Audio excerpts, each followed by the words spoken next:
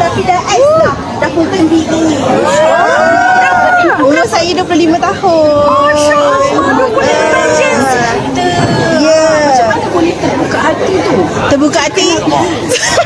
Terbuka hati sebab mak lah. Mak saya ada biopasis, muka dia sangat sebelah. Minum air je, air akan tertumpah. So dia bermula dengan stokin Alora sahaja waktu saya study. Rupanya bila dah habis keluar tu dah almost 3 tahun lah dia pakai Alora. So mak pakai slow Alora dulu. Lepas tu nampak perubahan, Alim pakai lah. So Alim jatuh cinta dengan BE sebab produk dia.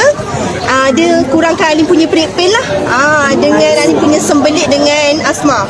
After daripada tu jatuh cinta sebab pergi weekly meeting. Malam tu diorang cerita pasal kisah kejayaan, iaitu RCC Anida jadi speaker.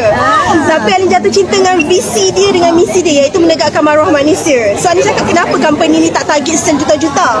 Kenapa tak nak kumpul orang ramai-ramai? Kenapa nak menegakkan maruah manusia? So after daripada tu pergi BE Camp pula. Waktu pergi BE Camp tu yang betul-betul buka hati. 2024. So waktu BE Camp hari kedua, founder sendiri yang bagi talk kan, last sekali. So founder membuatkan Alim menangis. Pertama sebab dia struggle nak cakap bahasa Melayu. Kedua, apa yang disampaikan tu tak pernah ada orang tanya Alin apa yang you nak bagi dekat mak ayah you. Daripada sekolah sampai universiti, orang selalu tanya you nak kerja apa, you nak jadi cita-cita apa, kejayaan apa yang you nak capai. Tapi dekat sini kau orang luar, tapi kau nak tanya apa kita nak buat untuk mak ayah kita, because mak ayah tak tunggu kita kan. So okey lah, Alin buka hati. Terkejut dia ada 9 bonus. Alin terkejut bisnes yang sangat cepat. Lepas tu dekat sini you dapat bonus. Lepas tu BE bayarkan kereta, bayarkan rumah, bagi trip, and dalam masa sama bukan you ubah you punya daripada segi kasaran mata tau, maksudnya bahagia daripada harta, tapi sebenarnya BE mengubah rohani dalaman kita and siapa diri kita. So dekat situ Alin nampak actually 3 tahun Alin dekat BE ni, Alin yang dulu dan Alin yang sekarang jauh beza. Lagi-lagi transform sangat dari segi pemikiran lah. I'm very positive sebab dulu I ada depression sangat teruk, tapi sekarang ni rasa macam ada kekuatan nak hidup tu sebab kita dikelilingi orang positif. Dan BE sangat-sangat best.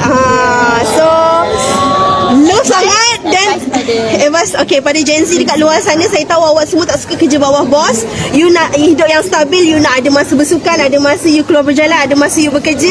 Actually BE adalah platform yang tepat, because you bermula RM60 sahaja. Cuma wajib you perlu rajin dengan konsisten je.